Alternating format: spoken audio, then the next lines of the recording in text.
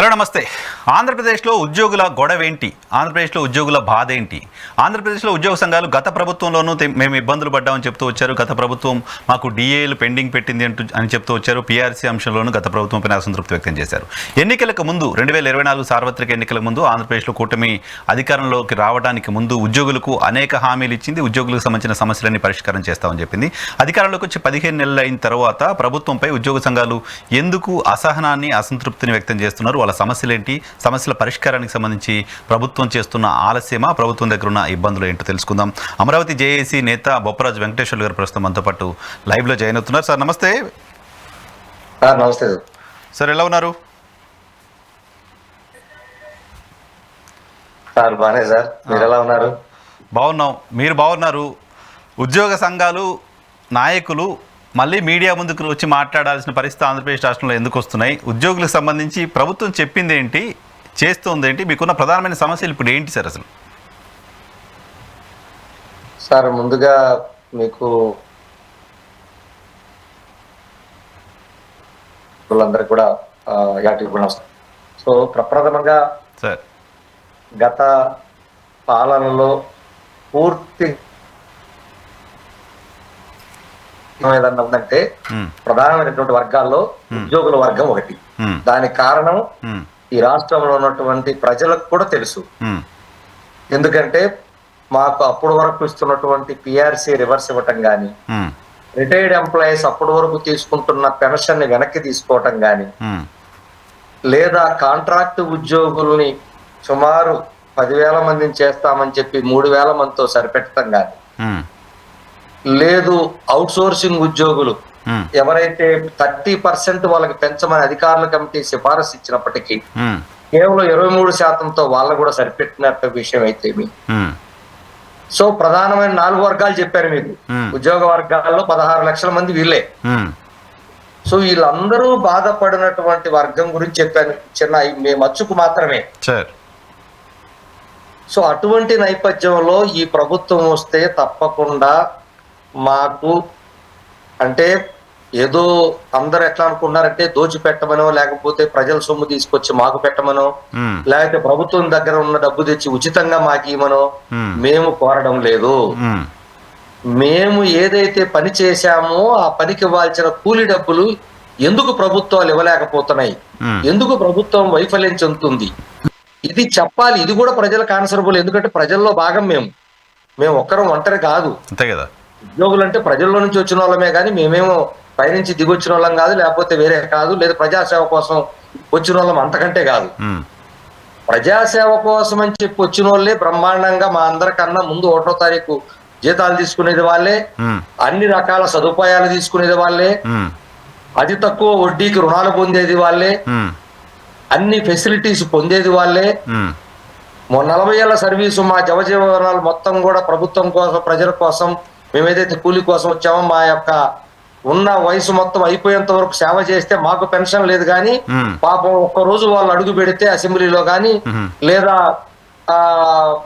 ఏ parliament లో గాని ఎక్కడైనా అడుగు పెడితే వాళ్ళకి పెన్షన్ ఇవ్వచ్చు అంట. అది కూడా ఎన్నిసార్లు చేస్తే అన్ని పెన్షన్లు ఇవ్వచ్చు. కానీ మాకు పెన్షన్ ఇస్తే ప్రభుత్వాలు పడిపోతాయి, కూలిపోతాయట. మరి ఇటువంటి నేపథ్యంలో మేము ఎన్నో హోప్స్ పెట్టుకొని మాకు రావాల్సినటువంటి వేల కోట్ల రూపాయలు బకాయిలు పెట్టిన మాట వాస్తవమే, కాదనట్లేదు. కానీ మీరు ఇస్తారని కదా నమ్మకం మాకు. మరి సో ఇక్కడ ఇవ్వరని నేను అనలేను, కానీ వచ్చి 1.5 year అయితే ఉద్యోగుల సమస్యల్ని ఎందుకు అడ్రస్ చేయట్లేదు అనేది కొద్దిగా ప్రతి ఒక్కరం మేము బాధపడుతున్నటువంటి అంశం. అడ్రస్ చేయట్లేదా? అసలు అపాయింట్మెంట్ కూడా దొరకట్లేదా? సరే, అపాయింట్మెంట్ అనేది వ్యక్తిగతంగా మేమేం అడగలేదు, వ్యక్తిగతంగా అడగకూడదు కూడా. సో సంఘపరంగా అంటే సంఘపరంగా ఎవరికి కూడా ప్రస్తుతానికి సంఘాలను ఆయన ఆహ్వానించాలి తప్ప మేము వెళ్తే విడిగా మామూలుగా బాగున్నారా ఇప్పుడు మీరు పలకరించినట్టు ఉంటది, అలా బాగోదు కదా.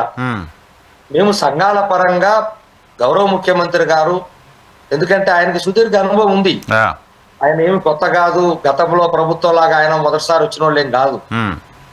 వారికి గౌరవ ముఖ్యమంత్రిగానే 4 సార్లుగా చేస్తున్నారు. ఉద్యోగులు అంటే ఏంటి, రాష్ట్రం విడిపోయినప్పుడు మేము ఏ విధంగా వాళ్ళతో కలిసి సమైక్యాంధ్ర ఉద్యమం చేశాము, అది కూడా ఆయన గుర్తుంది.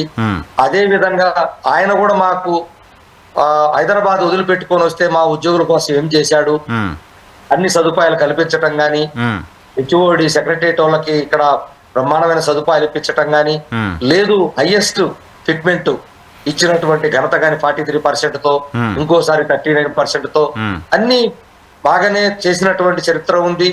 ఎంప్లాయీస్ కి ఆ నమ్మకమే కదా గతంలో అది పోల్చుకున్నాం. ఆయన ఒక రవ్వ పనిని ఎక్కువ శాతం కష్టపెట్టి మీరు చెయ్యాలి, ప్రజలకు బాగా మనం ఎక్కువ ఆన్సర్బుల్ ఉండాలి, మనం బాధ్యతగా ఉండాలని ఎక్కువ ఒత్తిడి ఉండే మాట వాస్తవం అయినప్పటికీ మా సమస్యలు కూడా పరిష్కరిస్తారని ఒక నమ్మకం మాకు బలంగా ఉండబట్టే ఆ నమ్మకమే మమ్మల్ని నిన్న మేము ఉద్యోగులందరూ కూడా ఏకతాటి మీదకి వచ్చి చేసిన విషయం పబ్లిక్ గా అందరికి తెలిసిందే.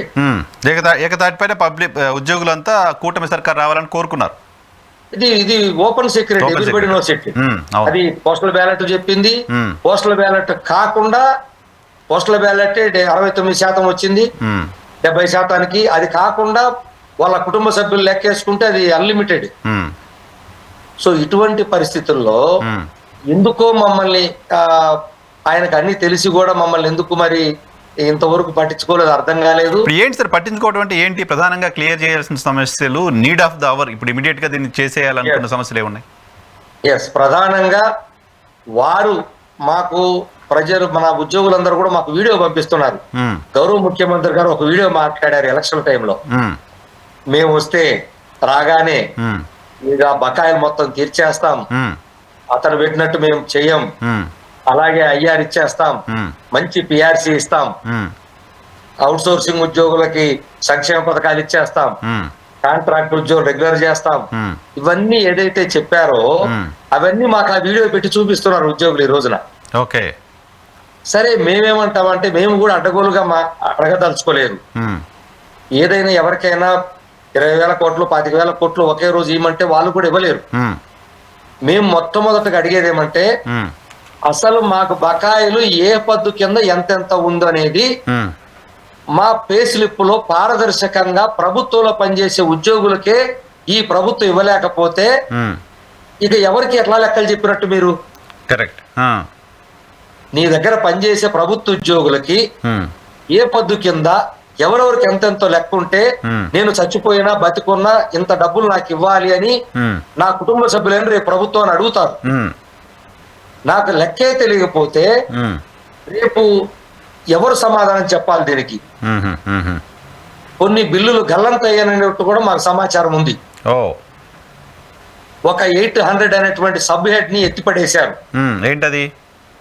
అది సబ్ హెడ్, ఫైనాన్స్ లో ఒక సబ్ హెడ్ ఉంటుంది 800 అంటే. దాని కింద ఈ టీఏ బిల్లులు గాని లేకపోతే సరెండర్ లీవులు గాని బిల్లులన్నీ వేసే సబ్ హెడ్ అది. ఓకే, ఆ సబ్ హెడ్ ని మార్చినప్పుడు కొత్త నెంబర్ ఇవ్వాలి. ఇవ్వడందువల్ల ఆ బిల్లులు మళ్ళా సహజంగా కొత్త నెంబర్ ఇచ్చేస్తే ఫైనాన్స్ లోనే మార్పు జరిగిపోతాయి ఆటోమేటిక్ గా. అది ఇవ్వనందువల్ల బిల్లులు ఇటు పక్క సిఎఫ్ఎంఎస్ లో లాగిన్ లోనేమో డిడిఓ పంపించామంటారు, డిడిఓ లాగిన్ కేమో ఇచ్చారలేదు. ఓకే, డిఏ అరియర్స్ దగ్గర నుంచి అన్ని బిల్లులు దాంట్లోనే వేస్తారు. ఓకే ఓకే, మరి ఆ లెక్కలు ఎవరికి చెప్పాలి? కాబట్టి బకాయిలు ఎవరికి ఎంతెంత ఏ పద్దు కింద ఉందో మాకు గాని రిటైర్డ్ ఎంప్లాయీస్ గాని తెలియజేయాలనేది మా మొదటి డిమాండ్. టీఏడిఏలు మొత్తం అరియర్స్, సరెండర్ లీవులు, ఎర్రన్ లీవులు మొత్తం సార్ చాలా పద్దులు ఉంటాయి. అసలు అవి లెక్కలే తెలియదు ఇప్పుడు ఎవరికి ఎంత రావాలి ఏంటనేది లెక్కలే లేవు. వాళ్ళే నిన్న ప్రత్యక్షంగా స్వయంగా గౌరవ ఆర్థిక శాఖ మంత్రులు అసెంబ్లీ సాక్షిగా 12,200 కోట్లు డిఆర్ఎస్ అని చెప్పాడు. డిఆర్ఎస్ఏ ఓపెన్ గా చెప్పాడు. ఓకే, ఒక్క సరెండర్ లీవులు 7,000 కోట్లు ఉంటాయి ఈ రోజున. సో దాదాపు 20,000 కోట్ల రూపాయలు పెండింగ్ ఉన్నాయి. 1,000 కోట్లు ఇలా లెక్కేసుకుంటూ పోతే పిఆర్ సరియర్స్ 10,000 కోట్లు ఉంటది. సో ఇలా లెక్కేసుకుంటూ పోతే 1,000 కోట్ల రూపాయలు ఉన్నాయి. ఏ ఒక్కరికి నాకు బొప్పరాజు వెంకటేశ్వరులకి ఎంత డబ్బులు రావాలి, ఏ పద్దు కింద ఎంత రావాలి, అది లెక్కలు అడగటం తప్పేమో మీరే చెప్పండి. డెఫినెట్ గా కాదు. ఎందుకు ప్రభుత్వానికి ఇబ్బంది ఉంది ఆ లెక్కలు? కనీసం ఇగో నీకు ఇంత డబ్బులు రావాలని స్లిప్ ఇవ్వడానికి కష్టం ఏంటి, డబ్బులు ఇవ్వడానికి అంటే సరే ఆలస్యం అవుతుంది అనుకుందాం. ముందు అది ఇవ్వండి, ఆ తర్వాత ఎలా ఇయ్యాలో ఎలా తీసుకుందాం, మనం కూడా ఒప్పుకుందాం. రెండో డిమాండ్ ఏంటంటే మాది మొట్టమొదటిగా ఉన్న బకాయిల్లో రిటైర్డ్ ఎంప్లాయీస్ కి ఇచ్చేయండి. కారణం వాళ్ళు కనీసం వాళ్ళ గ్రాట్యుటీ కూడా సుమారుగా 3,000 కోట్ల రూపాయల గ్రాట్యుటీ అంటే రిటైర్ అయిన రోజున గౌరవంగా వాళ్ళకి ఇచ్చి పంపించాలి అనేది ప్రభుత్వ నిబంధనలే. ఆ నిబంధనలు ఎటు పోయినాయో తెలియదు. సంవత్సరాలైన గ్రాట్యుటీ కూడా పెండింగ్ ఉందా? ఎస్, 2 సంవత్సరాలకి ఈ ప్రభుత్వం వచ్చి 2 సంవత్సరాల గ్రాట్యుటీ పెండింగే ఉంది. సో గ్రాట్యుటీ కూడా ఇవ్వలేని పరిస్థితుల్లో ఎర్రల్ లీవులు కానీ వాళ్ళ రిటైర్మెంట్ బెనిఫిట్స్ పెన్షన్ తప్ప ఏ బెనిఫిట్స్ ఇవ్వకపోతే ఒకేసారి కొన్ని లక్షల రూపాయలు వస్తే తను బిడ్డ పెళ్లికో, ఇంటికనో, లేకపోతే ఇతర ఖర్చులకో, వైద్య ఖర్చులకో, బిడ్డలను హైయర్ స్టడీస్ చదివించుకోవడానికో ఖర్చు పెడతారు. అటువంటిది ఆ మనిషి ఆ డబ్బులు తీసుకోకుండా చనిపోయిన వాళ్ళు అనేక మంది ఉన్నారు. ఆ డబ్బుల కోసం పిల్లలు కొట్టుకుంటున్న వాళ్ళు ఉన్నారు. ఎంత దారుణమైన పరిస్థితి సార్ ఇది. ఎవరికైనా ఇలాంటి పరిస్థితులు వస్తాయా? పైగా రిటైర్డ్ ఉద్యోగుల విషయంలో ప్రభుత్వం మరింత కాస్త బాధ్యతగా వ్యవహరించాలి. అంతకాలం పాటు సర్వీస్ చేస్తుంటారు. కష్టపడి పనిచేసిన డబ్బులు సార్ మేము కష్టపడి 30-40 సంవత్సరాలు మా జవజీవాలన్నీ కూడా దీనికోసమే కష్టపడి మేము పని చేసిన కూలీ డబ్బులు అవి. మాకేం అదనంగా ఇచ్చేవి కాదు, లేదా మేమేం ఫ్రీగా అడుగుతున్నాయి కాదు, మాకేమి వేరే ఇచ్చింది కాదు. అది కూడా ఈ భారతదేశంలో మీరు ఒక్కటే గమనించండి సార్, ఉద్యోగులకు దోచిపెడుతున్నాం, ఉద్యోగులకే మొత్తం ఇస్తామంటున్నారు. ఉద్యోగులు 12 నెలలకు గాను 9 మాసాల జీతాలు తీసుకుంటున్నారనే సంగతి గుర్తుపెట్టుకోండి. 2 నుంచి 3 నెలల దాకా ఇన్కమ్ ట్యాక్స్ కట్టి పకడ్బందీగా ₹1 కూడా పక్కకు పోకుండా లెక్క కట్టి కట్టేది ఉద్యోగే. మా డబ్బులు కూడా ప్రజలకు ఇస్తున్నారా లేదా? మా ట్యాక్స్ కూడా వాళ్ళకి ఇస్తున్నారా లేదా? ప్రజలకి మేము కూడా పంచుతున్నామా లేదా? అంతే కదా. అదే విధంగా మేము తీసుకున్న జీతం మళ్ళా మార్కెట్ లోకి పెడుతున్నామా లేదా? మేము ట్యాక్స్ మళ్ళా ఆరోపణ కూడా కడుతున్నామా లేదా? మళ్ళీ రొటేట్ అయ్యి ప్రజల దగ్గరికే, ప్రభుత్వం దగ్గరికే పోతున్నాయా లేవా? ఇవి కాక రాష్ట్ర ప్రభుత్వానికి ఎలాంటి విపత్తులు వచ్చినా రాష్ట్ర రాజధాని కడదామంటే 2 రోజులు జీతాలు ఇస్తాము. ఉద్దు లాంటి తుఫాన్లు వస్తే 2 రోజులు జీతాలు ఇచ్చాము. కరోనా లాంటి పరిస్థితులు వస్తే జీతాలు డబ్బులు వాయిదాలు వేసుకోవడానికి కాకుండా 1 రోజు వేతనాలు కూడా ఇచ్చాం. చివరికి ఈ ప్రభుత్వం ఇప్పుడున్నటువంటి గౌరవ ముఖ్యమంత్రి గారు బుడమేరు వరదలు వస్తే విజయవాడలో ఒక పక్కనే మీరు గమనించండి, ఒక్క ఉద్యోగ వర్గం 300 కోట్ల రూపాయలు ఇచ్చామంటే ఆలోచన చేయండి, ఒక్క ఉద్యోగ వర్గం నుంచే.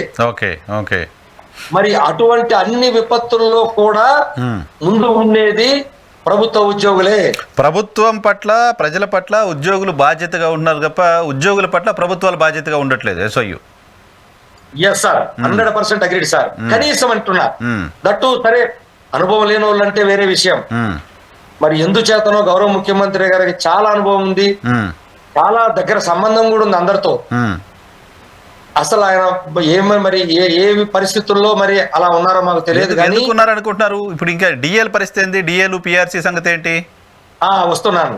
ఇప్పుడు నేను చెప్పింది ఓన్లీ బకాయిల గురించి. అందులో రిటైర్డ్ ఎంప్లాయీస్ కి ముందు ఇవ్వండి, మాకు తర్వాత 1 రోజు తర్వాత ఆలస్యంగా అయినా మేము మాట్లాడుకుందామని చెప్పాం. 2 అతి ప్రధానమైంది, 1/7/2023 నుంచి మాకు పిఆర్సీ రావాలి. 2 సంవత్సరాలు దాటిపోయింది. పిఆర్సీ ఆలస్యమైంది కాబట్టి దశాబ్దాలుగా ఇటు తెలంగాణ గాని ఇక్కడ గాని ఐఆర్ ఇస్తున్నటువంటి సాంప్రదాయం. మేము రాగానే ఐఆర్ ఇస్తామని చెప్పి ప్రకటించారు ఎన్నికల మేనిఫెస్టోలో. అవును. కానీ ఈ రోజు కనీసం ఐఆర్ గురించి చర్చించారా? చర్చ కూడా లేదు అసలు.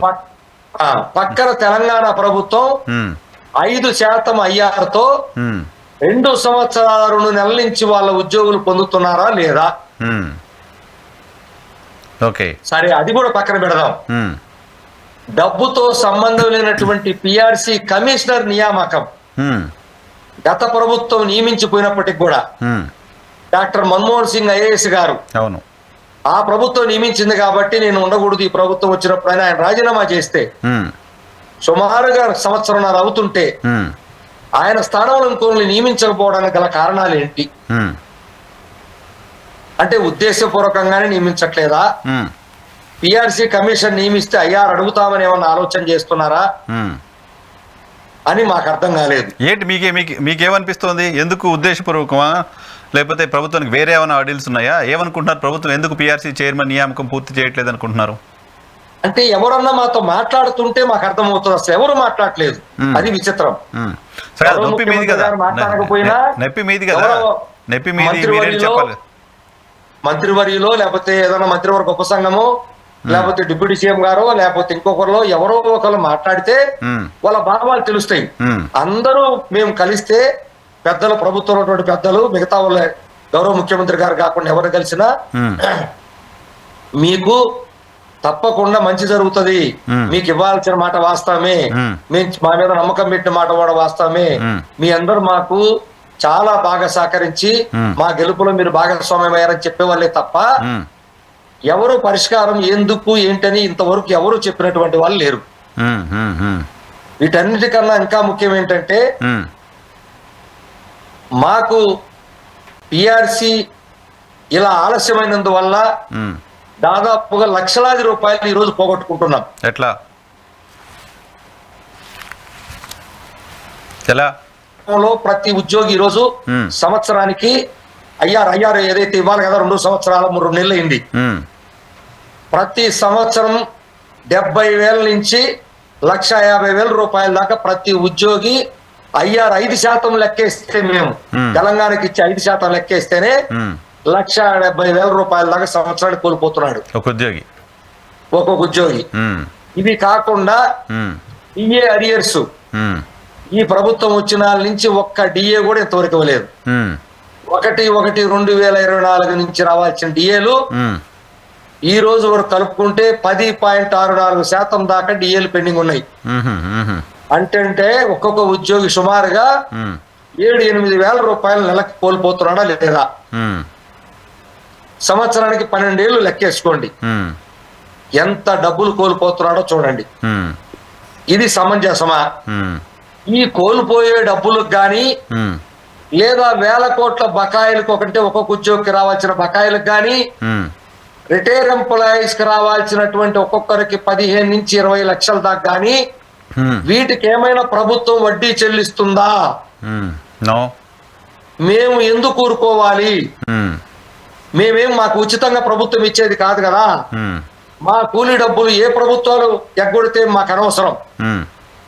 అందరూ ఆర్థికంగా మేము బాగలేము, కరోనా వచ్చిందని ఆర్థికంగా లేమని ఆయన వెళ్ళిపోయాడు, మేము సంవత్సరంన్నర నుంచి మేము సర్దుబాటు చేస్తున్నామని మీరు ఇవ్వకుండా ఉంటే సగటు ఉద్యోగి పరిస్థితి ఏంటి? నాకు న్యాయబద్ధంగా చట్టబద్ధంగా కేంద్ర ప్రభుత్వం తన ఉద్యోగులకు అన్ని చెల్లిస్తుంటే ఎందుకు రాష్ట్ర ప్రభుత్వాలు వైఫల్యం అవుతున్నాయి? ఎందుకు సకాలంలో డిఏలు ఇవ్వలేకపోతున్నారు? ఎందుకు సకాలంలో పిఆర్సీ ఇవ్వలేకపోతున్నారు? కేంద్ర ప్రభుత్వ ఉద్యోగులు ఒక న్యాయం, రాష్ట్ర ప్రభుత్వ ఉద్యోగులు ఒక న్యాయం చేస్తారా? అదే పాత పింఛన్ విధానాన్ని తీసి కేంద్ర ప్రభుత్వం కొత్త పింఛన్ విధానం తెస్తే దాన్ని మాత్రం చాలా ఫాస్ట్ గా తీసుకొచ్చి కేంద్రం చెప్పింది కాబట్టి మేము కూడా అమలుపరుస్తున్నాం అని అక్కడైతే మాత్రం కేంద్రం అని చెప్తారా? అంటే మీకు అవసరమైన చోటేమో కేంద్రం ఉపయోగిస్తారు, అవసరం లేని చోటేమో రాష్ట్ర ప్రభుత్వం అని చెప్తారు. ఎంతవరకు న్యాయం సార్ ఇది? సో మీ వైపు నుంచి ఇనిషియేషన్ ఏంటి సార్? ఎక్కడో చోట పోవాలి, ఒక డైలాగ్ జరగాలి, డైలాగ్ జరిగిన తర్వాత మాత్రమే సమస్యకు పరిష్కారం వచ్చే పరిస్థితి ఉంటుంది. ఉద్యోగ సంఘాలుగా మీలో మీరు బాధపడుతూ అరే హామీ ఇచ్చారు చేయలేదు మనం ఇలా బాధపడుతూ కూర్చుంటే సమస్య పరిష్కారం ఎట్లా? డైలాగ్ కోసం ప్రయత్నం చేస్తున్నారా? ప్రభుత్వం వైపు నుంచి ఇనిషియేషన్ లేదు, సరే మీ వైపు నుంచి? సార్ మా వైపు నుంచి మేము కలవని రోజు కానీ అడగని రోజు కానీ రిప్రజెంటేషన్ ఈ రోజు కానీ లేదు. ఏపీజేఎస్ అమరావతి పక్షాన 90 సంఘాల కలయిక, డిపార్ట్మెంట్ సంఘాల జేఏసీ పక్షాన, ఏపీజేఎస్ అమరావతి పక్షాన గౌరవ ముఖ్యమంత్రి గారి కార్యాలయానికి ఇచ్చిన లేఖలన్నీ ఇన్ రైటింగ్ లో అందరు అధికారులకు చేరినాయి. అన్ని రకాల సలహాలు ఇచ్చాం. దానికి ఈ రోజు కూడా ఎలాంటి సమాచారం లేదు. ఆర్థిక శాఖలు అన్ని కూడా పెరిగిపోయి ఉన్నాయి. సహజంగా మీ అందరికి తెలిసిందే, ఉన్నతాధికారులు ఎవరు కూడా దీంట్లో ఏమి చేయలేరు. గౌరవ సిఎస్ గారు ఇటీవల ఒక మీటింగ్ పెట్టారు. అది కూడా మా కోరిక మేరకి, అయ్యా ఆలస్యం అవుతుంది, ఉద్యోగులకు చెప్పలేకపోతున్నాం, తీవ్రమైన ఒత్తిడి ఉంది, ఆందోళన బాట పట్టాలంటున్నారు. కానీ ఆందోళన బాట ప్రభుత్వం వచ్చిన సంవత్సరం లోపు పడితే ప్రభుత్వం కూడా లెక్క చేయని మాట అందరికీ తెలిసింది, సీక్రెట్ ఏం కాదు. ఎందుకంటే వాళ్ళకి కాలం ఇంకా ఉంది కాబట్టి పెద్దగా భయపడరు. కానీ మేము అనేక రకాలుగా మళ్ళీ ఇబ్బంది పడి, ప్రజల్ని ఇబ్బంది పెట్టి, మేమేదో ఉద్యమాల బాట పట్టి వాళ్ళకి మేము శత్రుతుల్లా కనపడి మళ్ళా ఇంకా అనేక అంశాల మీద ప్రభుత్వం దగ్గరికి రోజువారీగా వెళ్ళాలి. ఇవన్నీ మాకు ఒక శత్రువులాగా చూస్తారు. కాబట్టి ఇది మంచి సాంప్రదాయం కాదని ప్రతి ఒక్కరికి చెప్పుకొని తిరుగుతున్నాం. మా ప్రయత్నం ఇప్పటికి కూడా కొనసాగిస్తూనే ఉన్నాం. ఉద్యోగుల వైపు నుంచి ఎలా ఉంది సార్? ఉద్యోగుల వైపు నుంచి మీ పైన ఇమీడియట్ గా అందరూ పోయి ప్రభుత్వాన్ని ఎవరికి వాళ్ళు ఇండివిజువల్ గా అడగరు కాబట్టి ఉద్యోగ సంఘాల నాయకులుగా, బాధ్యులుగా మీ పైన అయితే ఒత్తిడి ఉంటుంది కదా, వాళ్ళు ఏం చెప్తున్నారు? ఉద్యోగుల వైపు నుంచి ఎలా ఉంది? తీవ్రమైనటువంటి ఒత్తిడి ఉంది. ఇప్పటికే రాష్ట్ర కార్యవర్గ తీర్మానాన్ని గౌరవ ముఖ్యమంత్రి గారి కార్యాలయ అధికారులకు చెప్పాము, చీఫ్ సెక్రటరీ గారికి చెప్పాము. రానున్న 3 మాసాల్లో అంటే మేబీ డిసెంబర్ లో మేము రాష్ట్ర కార్యవర్గం నిర్వహించుకొని, ఇక ఈ ఏ పరిస్థితులు మాకు ఈ లోపుకిన సహకరించకపోతే ప్రభుత్వం నుంచి వాళ్ళతో సమావేశం ఏర్పాటు చేసుకొని అన్ని జిల్లాలతో పెడతాము. ఎందుకంటే 3 మాసాల కన్నా మొన్న మేము గత సమావేశం రోజే అది ఓపెన్ గానే చెప్పి రావడం జరిగింది. కాబట్టి ఆ సమావేశంలో ఒక నిర్ణయం తీసుకోవడానికి సిద్ధపడతాం. తప్పదు, ఇక వేరే దారి మాకు కూడా కనిపించట్లేదు. ఇప్పటికే మీకు తెలుసు, టీచర్ సంఘాలన్నీ కూడా రోడ్డు మీదకి వచ్చినాయి వాళ్ళ సమస్యల మీద. అవును, ప్రభుత్వ డాక్టర్ల సంఘం వాళ్ళ సమస్యల మీద బయటకు వచ్చారు. గ్రామవార్డు సచివాలయ ఉద్యోగులు వాళ్ళ సమస్యల మీద వాళ్ళు బయటకు వచ్చారు. కాంట్రాక్ట్ ఉద్యోగులు మాకు అన్యాయం జరిగిపోయింది, మా తోటి వాళ్ళకి రెగ్యులర్ చేశారు.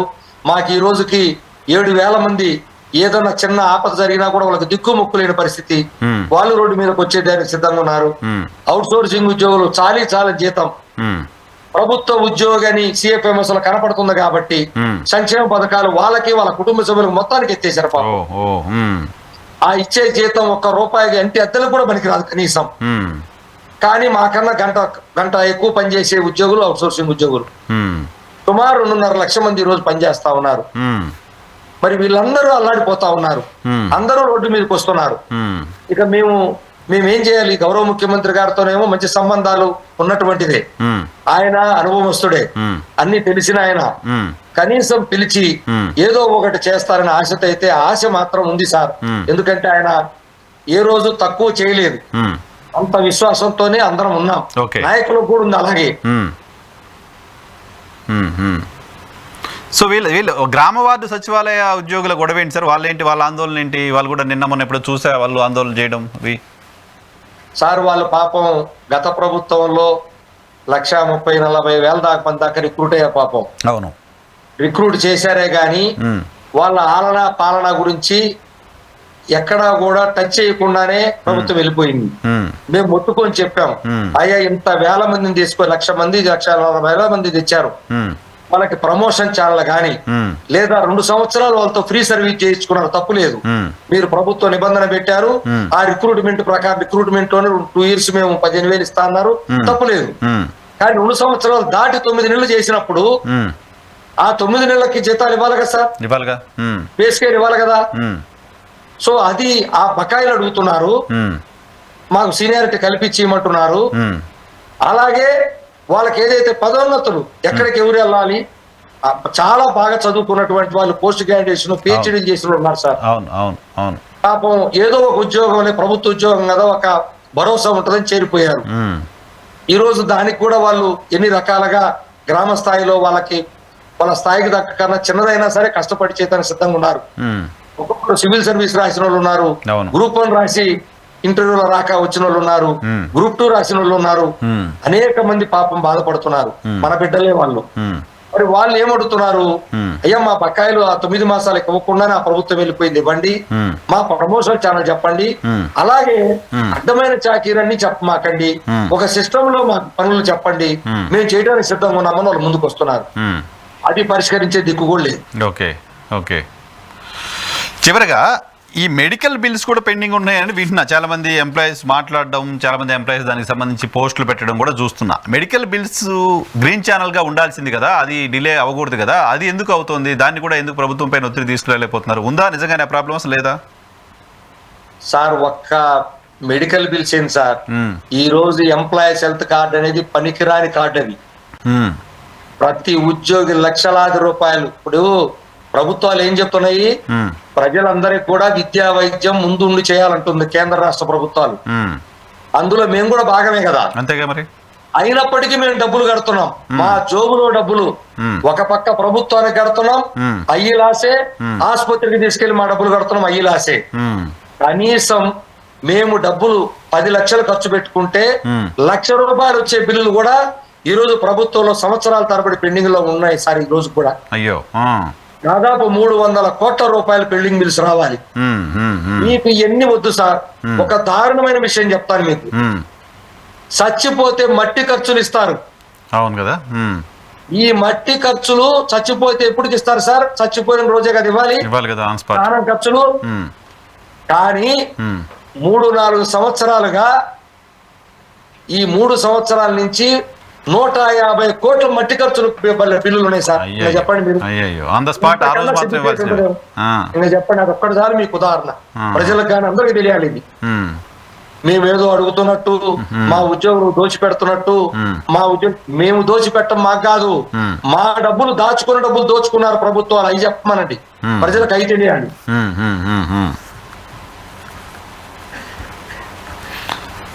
సో చూద్దాం సార్. ఇంకా ఈ మెడికల్ బిల్లుకు సంబంధించిన అంశంలో ఈ మానవతా దృక్పథంతో స్పందించాల్సింది. పైగా అది ప్రభుత్వం మీకు చేస్తున్న సాయమో లేకపోతే దానమో కాదు కదా. హెల్త్ కార్డ్స్ పనిచేయాల్సిందే, దానికి మేము డబ్బులు కడుతున్నాం. నెలవారీ ఒక్కొక్క ఉద్యోగి ఇంతని, నెలకి ప్రతి ఉద్యోగి స్కేల్ ను బట్టి డబ్బు కడుతున్నాం ప్రభుత్వానికి. ఆ ప్రభుత్వం మా డబ్బులు కూడా వాడుకుంటున్నారు వాళ్ళు.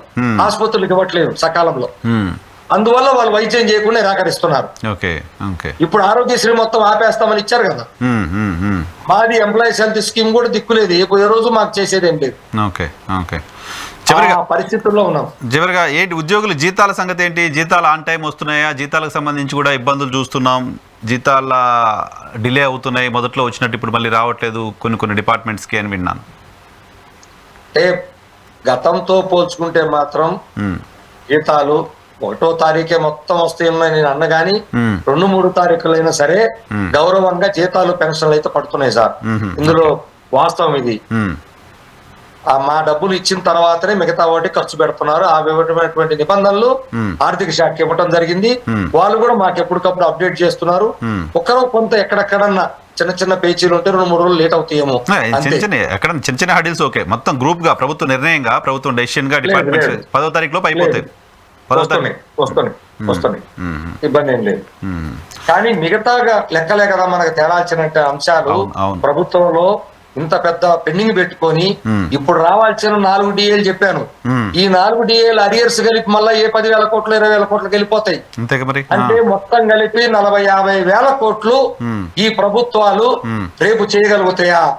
ఒకేసారి భారం పడితే ఏం చెప్తారని భయంతో మేము అడుగుతున్నామే తప్ప ప్రభుత్వాన్ని ఏదో ఇబ్బంది పెట్టాలి, ఇరుకుని పెట్టాలి అని మాకేం లేదు సార్. ఏం చెప్తా చివరిగా ముఖ్యమంత్రి గారికి, డిప్యూటీ సీఎం గారికి, భారతీయ జనతా పార్టీ కూడా కూటమిలో ఉంది, ఓ మాట చెప్పండి. ఉద్యోగ సంఘాల వైపు నుంచి అంటే మిమ్మల్ని ఎట్లా పిలవట్లేదు చర్చలకు, లేకపోతే మీరు వెళ్ళట్లేదు, అది ప్రొసీజర్ ఉంటుంది కదా త్రూ మీడియా. మీ ద్వారా మేము గౌరవ ముఖ్యమంత్రి గారు ఒకటే కోరుతా ఉన్నాం, ఉద్యోగులందరూ కూడా మేము కోరుకున్న ప్రభుత్వం వచ్చిందని చెప్పి చాలా నమ్మకంతో ఉన్నారు. మరీ ముఖ్యంగా హైయెస్ట్ ఫిట్మెంట్లు కానీ, ఉద్యోగులకు ఏ ఇబ్బందుల్లో ఉండాల్సినటువంటి అన్ని ఇబ్బందులు కానీ తీర్చినటువంటి చరిత్ర కూడా మీకుంది. రెండవది, ఇప్పుడు వచ్చినటువంటి కూటమి ప్రభుత్వంలో ఒకవైపు గౌరవ డిప్యూటీ సీఎం గారు పవన్ కళ్యాణ్ గారు ఉన్నారని, మరీ ప్రధానంగా కేంద్ర ప్రభుత్వం భాగస్వామ్యం అయింది కాబట్టి డబ్బులు తీసుకురావడంలో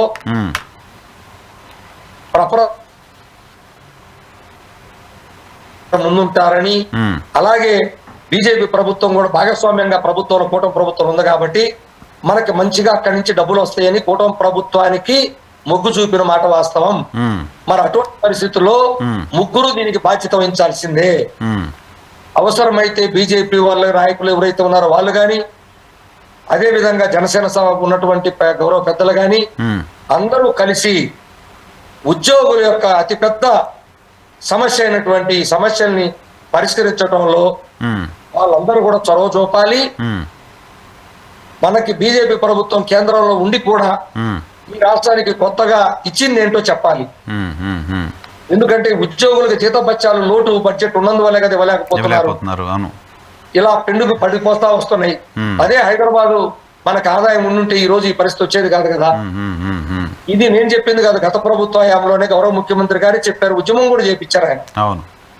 మరి అటువంటి పరిస్థితుల్లో ఈ రోజు కేంద్రం భాగస్వామ్యం అయిన రాష్ట్ర ప్రభుత్వంలో ఎందుకు మా సకాలంలో మా డబ్బులు కానీ, మా డిఏలు కానీ, మా పిఆర్సీలు కానీ, మా బకాయిల విషయంలో కానీ చొరవ చూపట్లేదు? మాకు వాళ్ళు చెప్పాల్సిన అవసరం వాళ్ళకు ఉంది.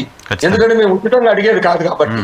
మాకు రావాల్సిన కూలి డబ్బుల్లో భాగం మేము ప్రభుత్వం ఆపుతుంది కాబట్టి. ప్రభుత్వాలు ఏమైనా సరే, గత ప్రభుత్వమే ఆపుండొచ్చు, కానీ మీరు కూడా ఆపారు 2 ఏళ్ల నుంచి. వాళ్ళు ఆపారనే మీకు ఓట్లేశారు, వాళ్ళు ఆపారు, మేము చేస్తామనే మీరు చెప్పారు, చేయాలి కదా. మరి ఇప్పుడు మీరు 2 సంవత్సరాల నుంచి డిఏనే ప్రకటించలేదు కదా అసలు. మరి డిఏ అరియర్స్ మళ్ళీ 10,000 కోట్లు అయిపోతాయి కదా, అవి ఎప్పుడు ఇస్తారు? సో ఇంత పెద్ద సమస్య ఉంది సార్.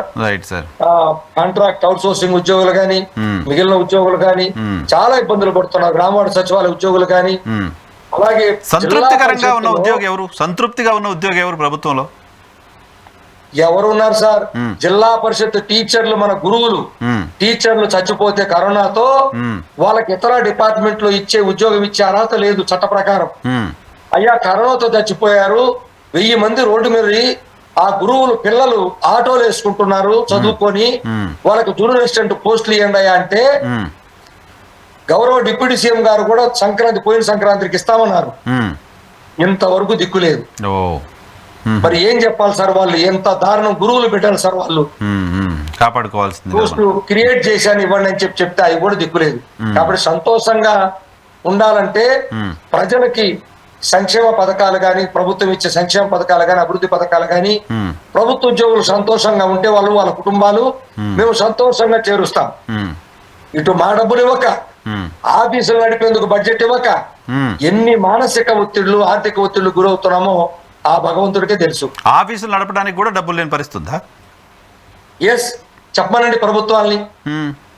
ఏం సార్ ప్రభుత్వం అంత డబ్బులు తీసుకొస్తుంది, అప్పులు తెస్తోంది, ప్రతి మంగళవారం అప్పులు తెస్తోంది, దాదాపు 1,00,00,000 కోట్లు అప్పులు తీసుకొచ్చారు. ఏమైపోయినాయి డబ్బులు? మరి ఉద్యోగులు ప్రభుత్వ కార్యాలయాలు నడపలేని పరిస్థితి ఏంటి? మేము ఏ వేదిక మీద మాట్లాడడానికి సిద్ధమే. ఇప్పుడైనా కాదు, గత ప్రభుత్వం కానీ అన్ని సార్లు కూడా ప్రభుత్వాలు ఆఫీస్ ఎక్స్పెండిచర్ కి డబ్బు ఇస్తుందేమో చెప్పనండి. అధికారులు ఏం చెప్పాలో ఎవరిని అడగాలో అర్థం కాక వాళ్ళు కూడా సతమతం అవుతున్నారు పాపం. రివ్యూలు చేసేదే తప్ప ఉద్యోగుల సమస్యలు ఏంటి, ఆఫీస్ నడపడానికి డబ్బులు ఇస్తున్నామా లేదని రివ్యూ చేసే వాళ్ళు ఎవరు? పని అయిందా లేదని రివ్యూ చేస్తున్నారు తప్ప సరిపడ నిధులు ఉన్నాయా, సరిపడ సిబ్బంది ఉన్నారా, సరిపడ మౌలిక సదుపాయాలు ఉన్నాయా, సరిపడ శిక్షణ ఇచ్చామా, ఈ 4 అంశాల మీద రివ్యూ చేసినట్టుగా చూపించమనండి ఎవరినైనా సరే. చెప్పమనండి. సరిపడా నిధులు, సరిపడా శిక్షణ, సరిపడా కనీస మౌలిక సదుపాయాలు, కనీసం సిబ్బంది కొన్ని శాఖల్లో చెప్పినట్టు రివ్యూ చేసినట్టు ఎక్కడైనా ఉందా? ఏ రివ్యూలైనా పని ఎందుకు చేయలేదని చెప్పి అడిగే వాళ్ళే. చాలా ప్రైమరీ కదా, అది ఉండాలి కదా, అది ఉంటేనే కదా మొత్తం సిస్టమ్ నడిచేది అక్కడ నుంచి కదా. బాధ్యత ప్రభుత్వం అది. అక్కడి నుంచి పక్కా తప్పుకుంటున్నారు, మాకు రావాల్సిన కూలీ డబ్బుల నుంచి పక్కా తప్పుకుంటున్నారు. ఇది మా ఉద్యోగుల దీన పరిస్థితి ఈరోజు. సార్ రైట్ సార్, చూద్దాం. ప్రభుత్వం రెస్పాండ్ అవ్వాలి. మరి 2 సంవత్సరాలు 1.5 year అవుతోంది, రెస్పాండ్ అవ్వాలి. ఆలస్యం అయ్యే కొద్దీ ప్రభుత్వానికి బర్డెను, చాలా మంది ఉద్యోగులు ఇబ్బందులు పడే పరిస్థితి ఉంటుంది. వాళ్ళు ఇబ్బందులు తీరుస్తామని చెప్పింది కాబట్టి ఈ సర్కారు తీర్చాలని కోరుకుందాం. Thank you very much Venkateswara గారు, మాకు సమయం కేటాయించినందుకు థ్యాంక్ యూ. ఇది బొప్పరాజు వెంకటేశ్వర గారితో స్పెషల్ రియాలిటీ చెక్. చూస్తూనే ఉండి.